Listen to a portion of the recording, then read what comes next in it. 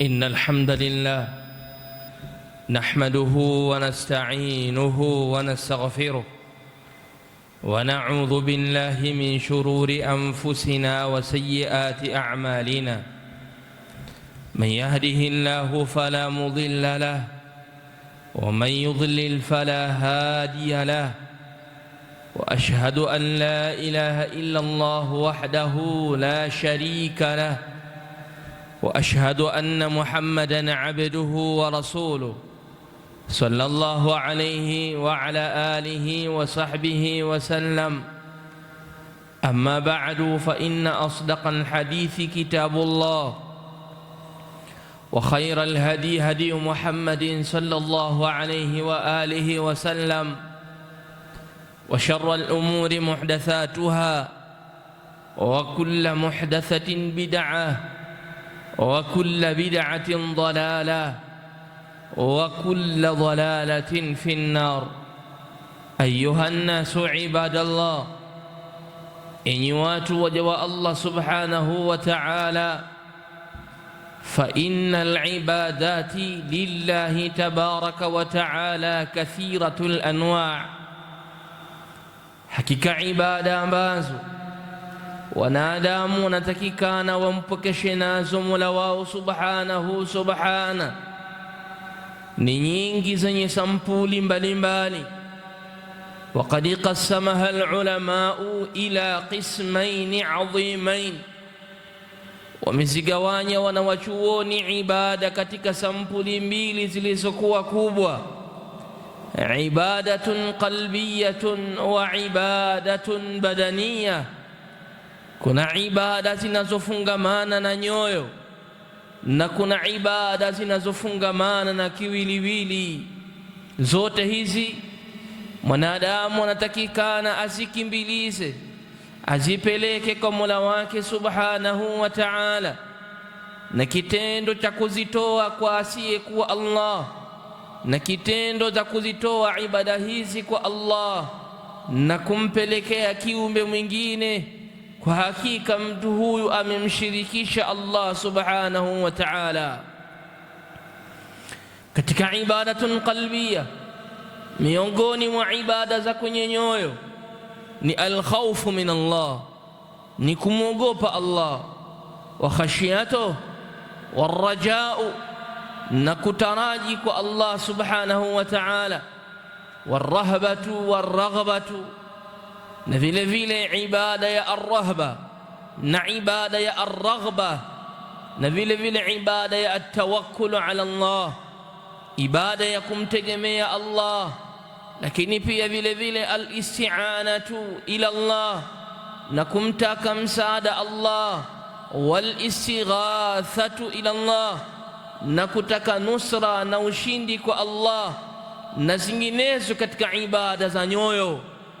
Zote hizi mwanadamu anaambiwa azielekeze kwa Allah subhanahu wa ta'ala, asimuogope isipokuwa amuogope zaidi Allah, asimpende zaidi isipokuwa ampende Allah.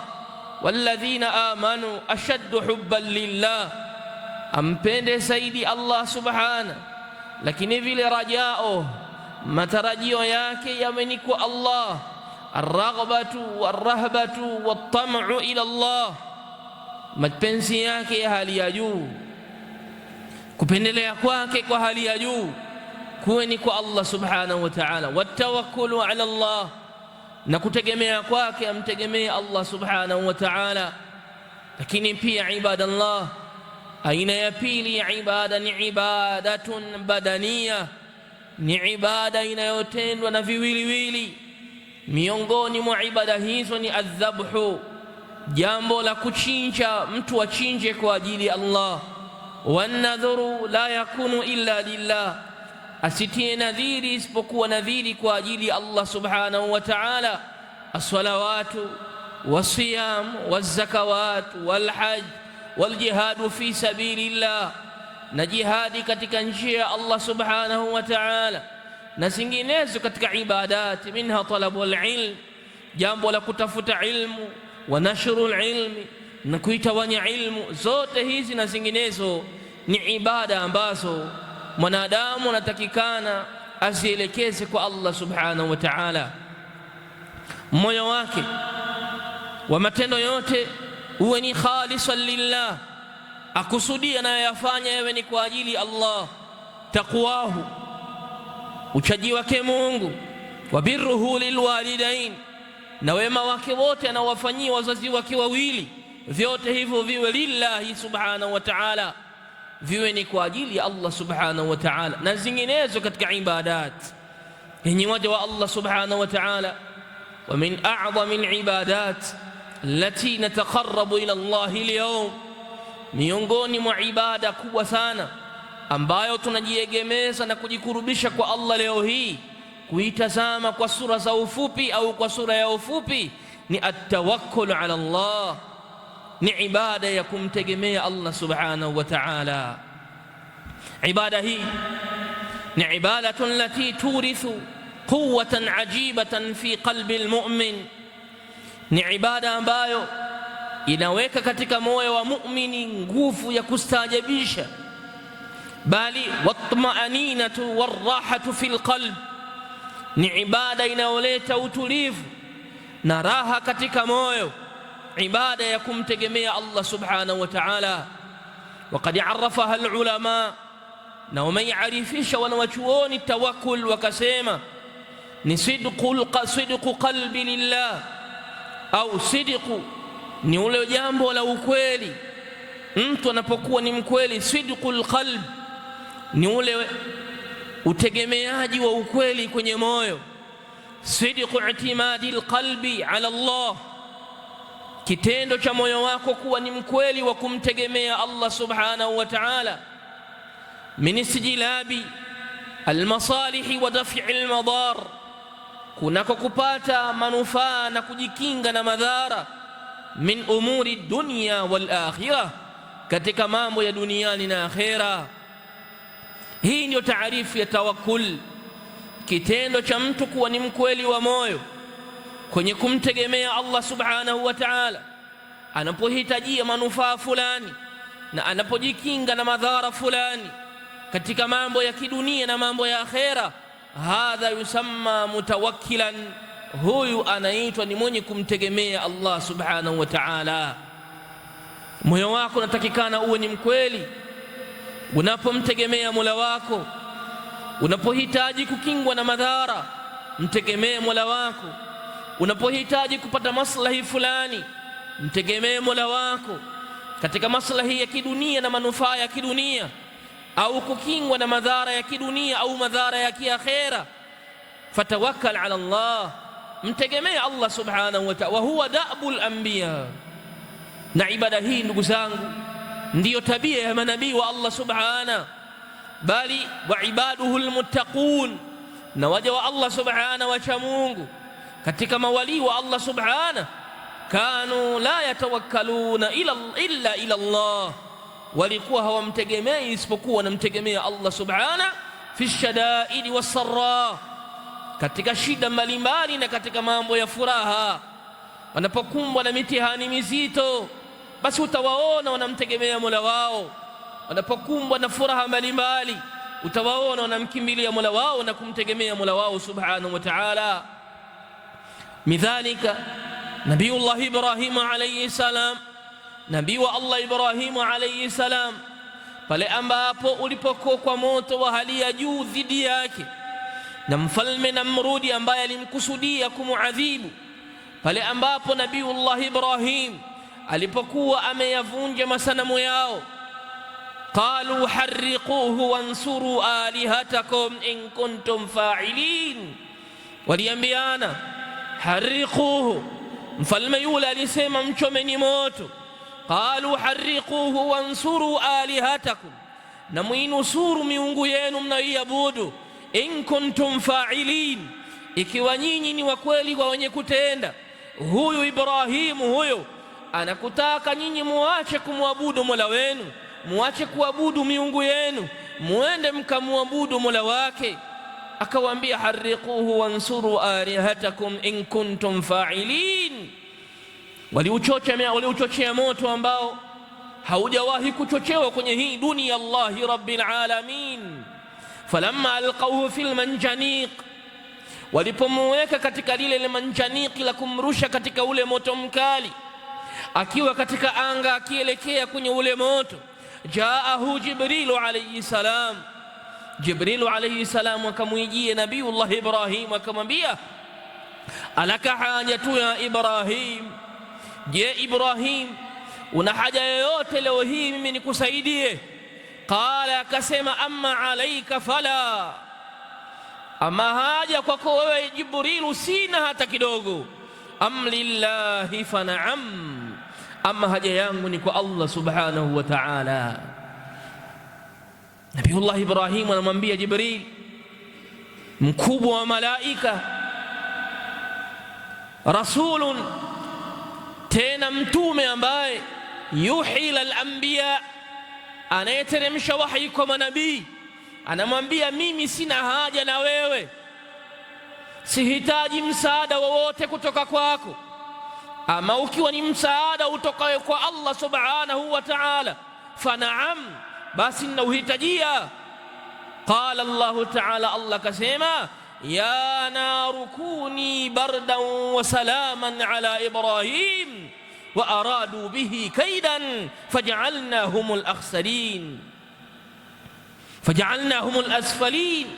Allah subhanahu anamwambia, akihadithia habari hii ya Ibrahim, akimwambia mtume sallallahu alaihi wasallam, Nabiyullah Ibrahim baada ya kuingizwa ndani ya moto, maneno aliyokuwa anayaradidi na kuyarejea mara kwa mara akisema, hasbi Allahu wa ni'mal wakil, hasbi Allahu wa ni'mal wakil, ananitosha Allah subhanahu wa ta'ala, mbora wa kuegemewa, mbora wa kutegemewa.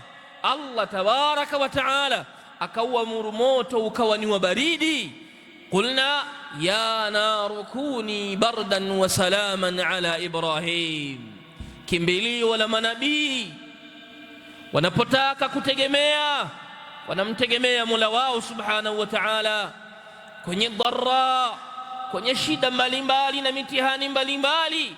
Huyu hapa Nabiyullah Ibrahim anasema, hasbi Allahu wa ni'mal wakil. Musa alayhi salam, alfajiri imewakuta yeye na wana wa Israeli, akiwataka waokoe kutoka kwenye mji wa Misri awapeleke kwenye upande wa mji mwingine.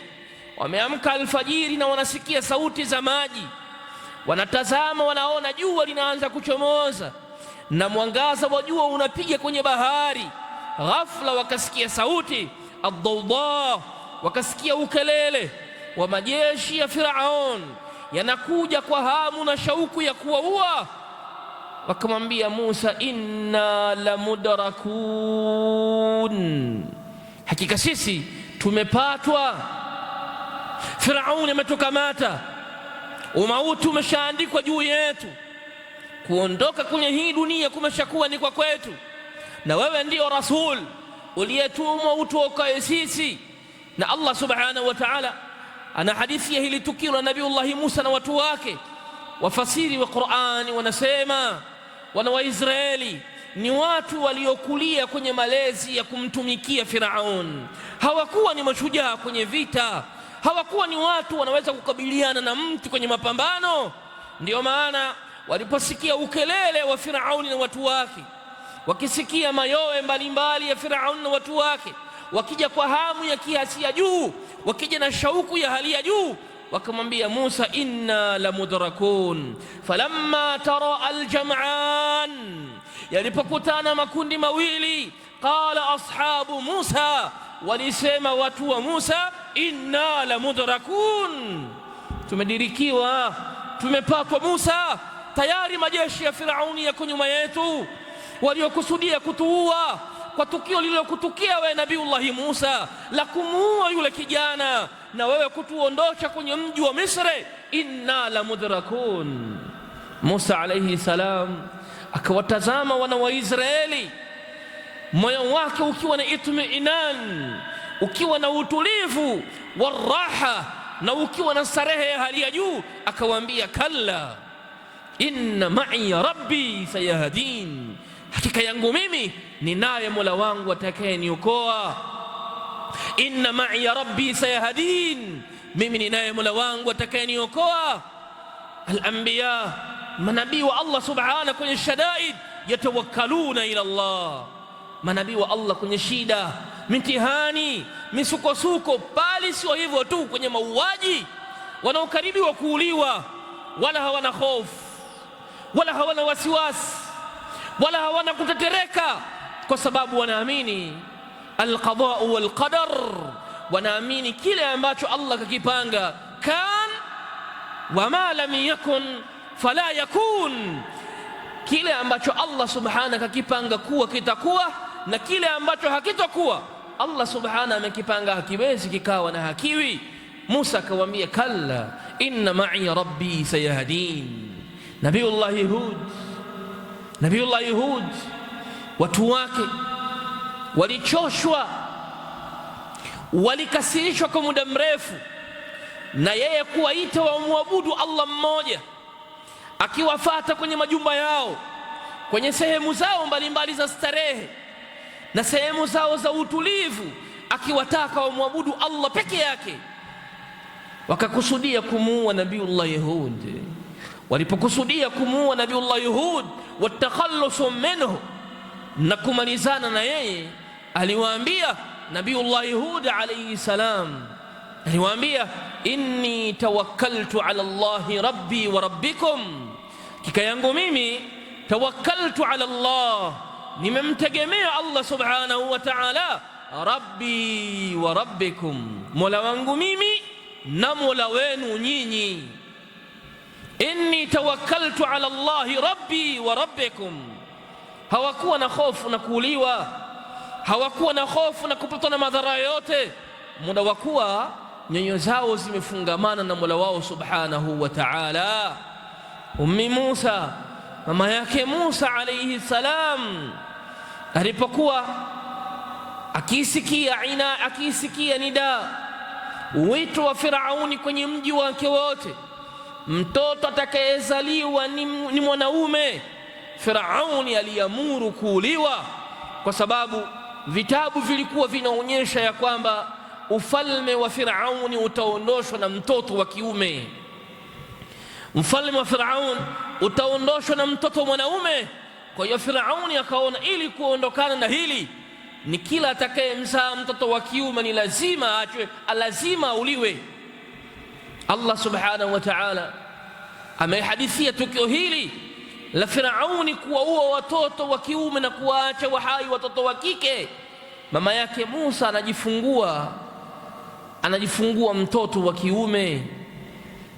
Allah subhanahu wa ta'ala anasema katika suratul Qasas, wa auhaina ila ummi Musa, tukamteremshia wahi, tukamteremshia ujumbe na mama yake na Musa, an ardhi'i, hebu endelea kumnyonyesha huyo mtoto. Fa idha khifti alayhi, ukimwogopea mwanao juu ya Firaun, fa alqihi fil yammi, mdumbukize na umtupe katika bahari, umtupe katika maji. Wala takhafi, na wala usiogope, inna radduhu ilayki waja'iluhu min almursalin, tutamrejesha kwako wewe na tutamfanya akiwa ni mtume huyo, wala usiogope, mtupe katika mto. Mama yake Musa bila ya hofu, akiwa na furaha katika moyo wake, ameteremshiwa ujumbe huo, na yeye akamtegemea mola wake, akamuweka vizuri mwanaye, akamtupa katika maji. Wala takhafi wala tahzani inna radduhu ilayki waja'iluhu min almursalin, tunampeleka na atarudi kwako wewe akiwa ni mtume. Wallahu tabarak wa taala a'lam.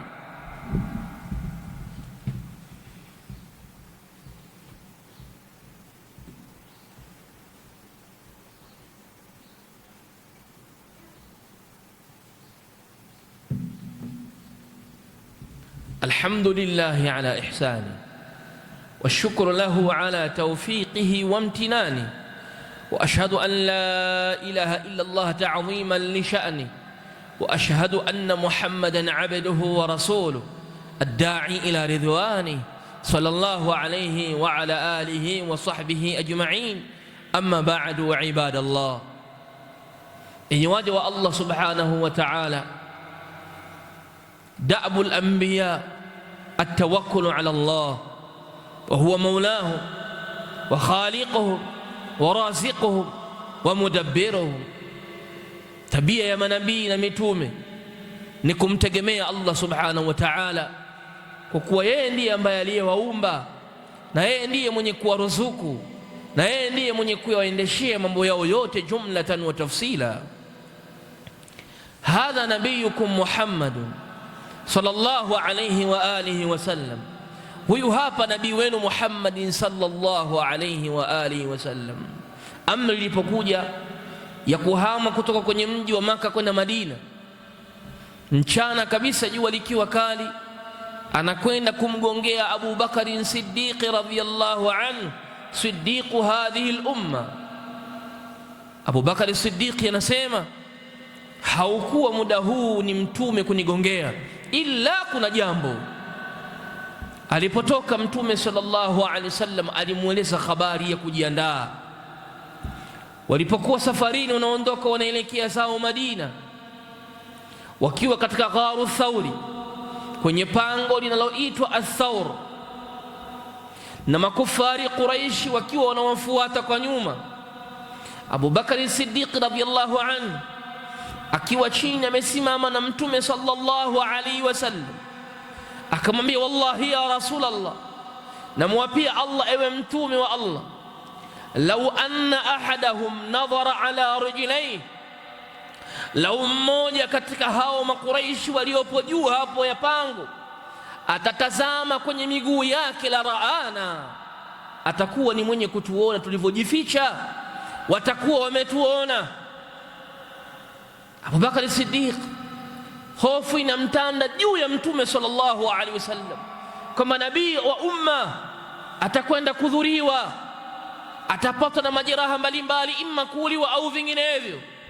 Anamwambia, ya Rasulullah, wallahi lau anna ahadahum nadhara ala rijlayhi, lau mmoja wao ataitazama miguu yake chini tu hapo, la raana, atatuona, watatuona sote.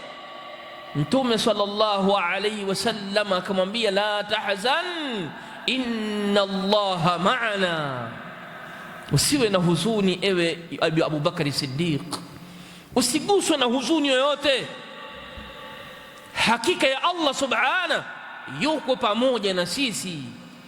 Mtume alayhi salatu wasalam fi hadhihi alwiqfati alhazina, kwenye hichi kipengele na sehemu hii ya huzuni, sehemu hatarishi, anamwambia Abu Bakar Siddiq, la tahzan inna Allaha ma'ana, usiwe na huzuni yoyote, Allah yuko pamoja na sisi. Yuayyiduna wa yunasiruna, atatupa nguvu na atatunusuru, kwa sababu sisi tunamtegemea yeye subhanahu wa ta'ala. Ibadallah, at-tawakkul ala Allah, kumtegemea Allah subhanahu wa ta'ala, ndiyo simatul anbiya, ndiyo nembo ya manabii, ndiyo alama yao manabii wa Allah subhanahu wa ta'ala. Wama lana alla natawakkal ala Allah waqad hadana subulana walanasbiranna ala ma adhaytumuna wa ala Allahi falyatawakkalil mutawakkilun. Manabii walikuwa nasema hivyo, wama lana alla natawakkal ala Allah, tuna nini sisi manabii tusimtegemee Allah? Wama lana alla natawakkal ala Allah waqad hadana subulana, na ametuongoza kwenye njia zetu, mambo mbalimbali Mola wetu ametuongoza. Waqad hadana subulana wala nasbiranna ala ma adhaitumuna, na wallahi tutafanya subira juu ya yale yote ambayo nyinyi wafuasi wetu mnatuudhi kwayo.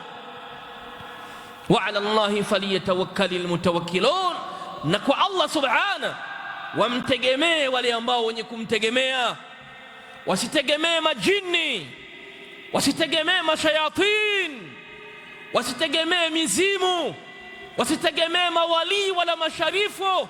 Falyatawakkalu, wamtegemee nani? Allah subhanahu wa ta'ala wahdahu, peke yake tabaraka wa ta'ala. Hiyo ndiyo simatul anbiya, bal wa hiya simatul mu'minin, na ndiyo alama pia ya waumini wa kweli ambao amanu birabbihim, wamemwamini Mola wao kwamba yeye ndiye rabbahum, ndiye Mola wao. Wa bilislami dina, na wakaamini kwamba Uislamu ndio dini yao. Wa bi Muhammadin sallallahu alayhi wasallam nabiyan wa rasula, na wakaamini kwamba Muhammad ni nabii na Muhammad ni rasul. Utawakuta waumini wa kweli ni wale ambao wanamtegemea Allah subhanahu wa ta'ala. innama almu'minuna alladhina idha dhukira Allahu wajilat qulubuhum wa idha tuliyat alayhim ayatuhu zadatuhum imana wa ala rabbihim yatawakkalun alladhina yuqimuna as-salata wa mimma razaqnahum yunfiqun ulaika humul mu'minuna haqqan.